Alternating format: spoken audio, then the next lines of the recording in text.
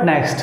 आज हम बात करेंगे व्हाट नेक्स्ट के बारे में। मींस अगर आप क्लास 10th में हैं तो आगे आपको कैसे बढ़ना है, कौन सी स्ट्रीम लेना है, और अगर आप क्लास 12th में हैं तो आपको अपने स्ट्रीम के हिसाब से आगे नेक्स्ट क्या करना है, इसके बारे में हम बात करेंगे। वीडियो को एंड तक जरूर देखना, जितना हो सके शेयर कर देना। और इस वीडियो में लास्ट में आपको मैं अपने सजेशन दूंगा, आइडिया बताऊंगा कि कैसे आपको अपना डिसाइडेड जो करियर है, जो भी आप चूज़ करेंगे उसके रिगार्डिंग आगे बढ़ना है। चलिए स्टार्ट करते हैं। सबसे पहले अगर मैं मान लो मैं 10th में हूँ, तो 10th में उसके बाद मुझे कौन सी स्ट्रीम लेनी है, क्या स्ट्रीम के अलावा भी कोई ऑप्शन है, इसके बारे में पहले बात करते हैं। तो देखिए मेनली अगर आपको 11th क्लास में जाना है तो आपके पास 3 स्ट्रीम होती है, आर्ट्स, कॉमर्स, साइंस।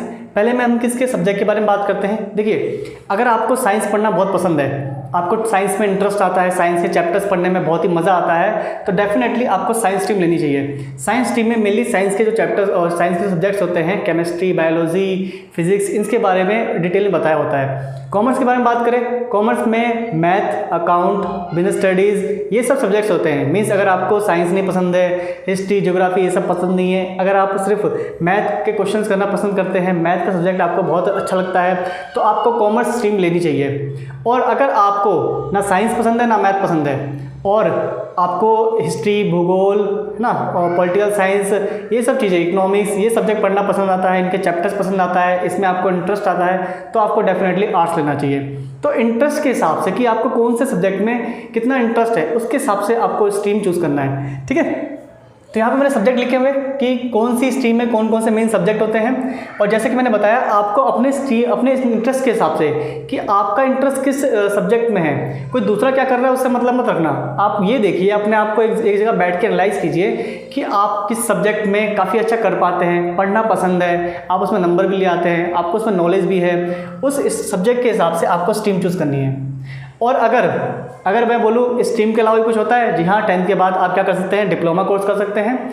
इसमें आप कई सारी फील्ड होती हैं, automobile, aerospace, electronic, mechanical, computer science, कोई डिज़ाइनिंग का कोर्स हो गया, फैशन इंजीनियर हो गया, ये सब कई सारे कोर्सेज होते हैं जो एक तरीके से आप पॉलिटेक्निक कह सकते हैं। पॉलिटेक्निक में ये सब आते हैं। ये 3 साल का एक डिप्लोमा कोर्स होता है, और पॉलिटेक्निक करने के बाद आप बीटेक 2 साल के लिए आपके लिए होता है। मीन्स आप पॉलिटेक्निक करने के बाद बीटेक कर सकते हैं। वैसे तो 4 साल का होता है, लेकिन 4 से 5 साल का होता है, लेकिन जो बीटेक है आपके लिए फिर 2 साल का ही रह पाएगा।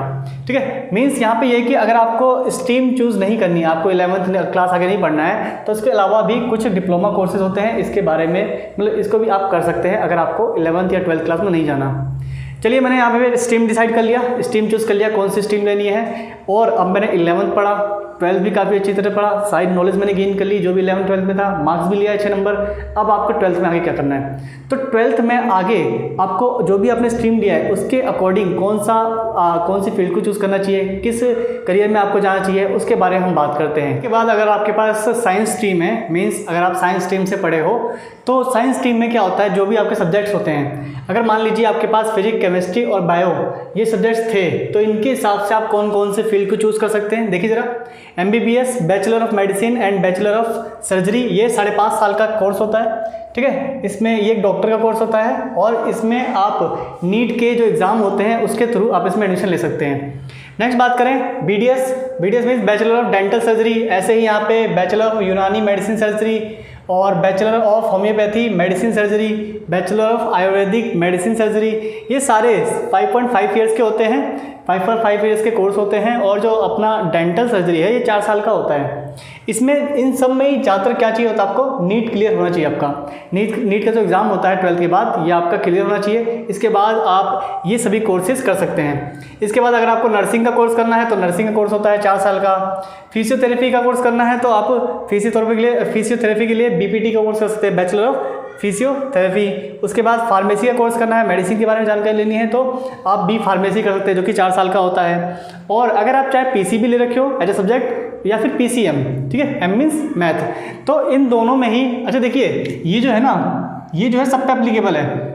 ये जो बता रहा हूँ ये PCMB के लिए भी है, और जो PCM में बताऊंगा वो भी PCMB के लिए भी होगा, दोनों के लिए होगा। क्यों?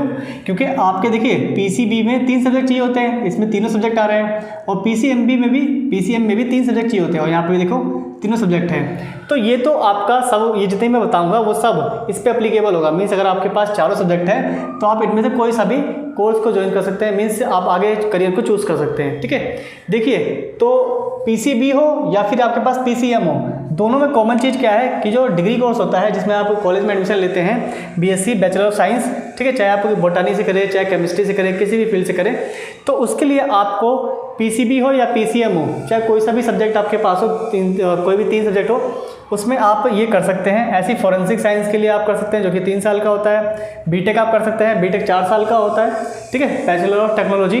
तो अगर आपके पास फिजिक्स केमिस्ट्री बायोलॉजी ये मेन सब्जेक्ट हैं, ये तीन आपको इसके ज़रिए आपको आगे करियर चूज़ करना है, तो ये कुछ पॉपुलर कोर्सेज हैं, पॉपुलर जो करियर्स हैं, करियर ऑप्शन है जो आप चूज़ कर सकते हैं। फिजिक्स केमिस्ट्री मैथ्स इन सब्जेक्ट के ज़रिए अगर आप करियर चूज़ करना चाहते हैं तो आप किस किस फील्ड में जा सकते हैं, जैसे कि मैंने आपको बताया था बीएससी और बीटेक आप पीसीबी लीजिए या पीसीएम, इनके ज़रिए आप दोनों फील्ड को चूज़ कर सकते हैं। ऐसे ही बैचलर ऑफ इंजीनियरिंग ये भी 4 साल का कोर्स होता है, जैसे मैंने पॉलिटेक्निक में बताया था, computer science, mechanical, electronical, automobiles, ये सब कई सारी फील्ड होती है। वैसे ही इसमें भी कई सारी फील्ड्स होती हैं जिसको आप एक एंट्रेंस एग्ज़ाम करने के बाद इसमें इस कोर्स को कर सकते हैं।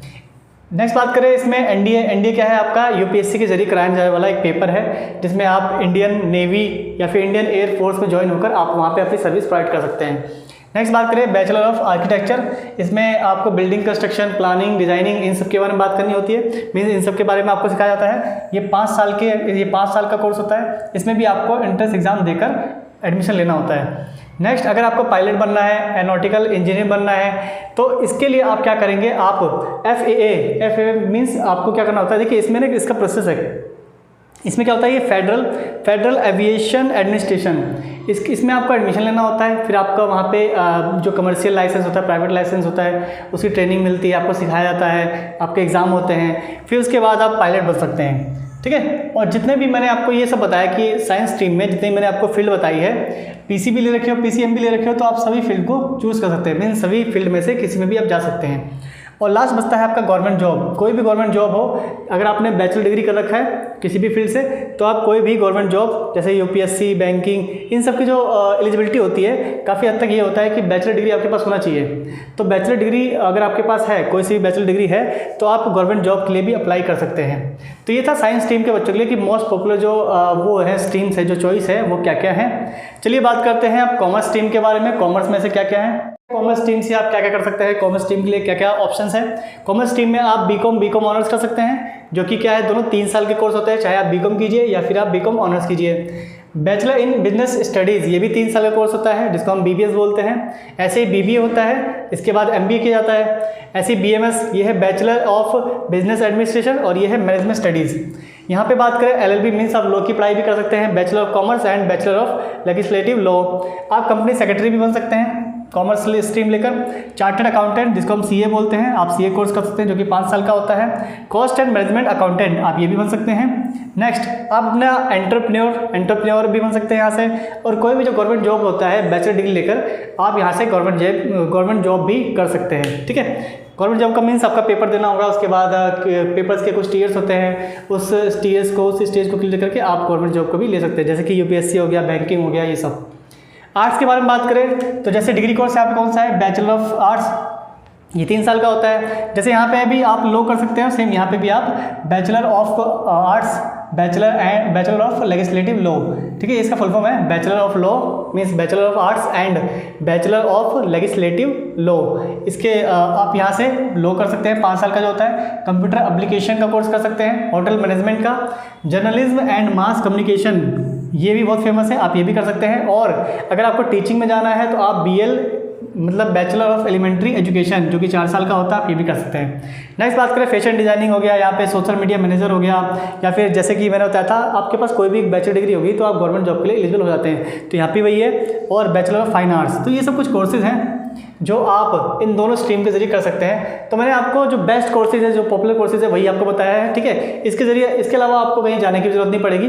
तो आई होप आपको इस वीडियो में जो भी मैंने बताया है पूरा समझ में आया होगा। जितने भी कोर्सेज के बारे में था, 12th के बाद आपको क्या करना चाहिए, 10th के बाद कौन सी स्ट्रीम लेनी चाहिए, सब कुछ समझ में आया होगा। अब मैं आपको एक टिप्स देता हूँ, आपको मैं बताता हूँ कि कैसे आपको तैयार कैसे रहना है आपको। जैसे मान लीजिए आपने एक फील्ड चूज़ कर लिया, ठीक है। मान लीजिए मैंने कहा कि मुझे ये बनना है BJMC, ये बनना है, तो आप क्या करोगे, इसमें आप एडमिशन लोगे, कोर्स करोगे, आप तो ठीक है इसकी पढ़ाई कर रहे हो, लेकिन जो 10th के बच्चे हैं वो पहले से ही आप एक फील्ड चूज़ कर लीजिए कि हाँ मुझे ये बनना है, या फिर कोई और अदर क्लास के बच्चे हैं आप अपना फील्ड चूज़ कर लीजिए, मुझे ये बनना है। जैसे लेट्स से मैं पायलट बनना चाहता हूँ, तो आप चेक कीजिए कि भाई उसका उस वहाँ तक जाने के लिए क्या एडमिशन प्रोसेस है, कैसे आपको एडमिशन मिलेगा, क्या सिलेबस है, कैसे तैयारी करनी है, उसके लिए अभी से ही लगना स्टार्ट कर दीजिए।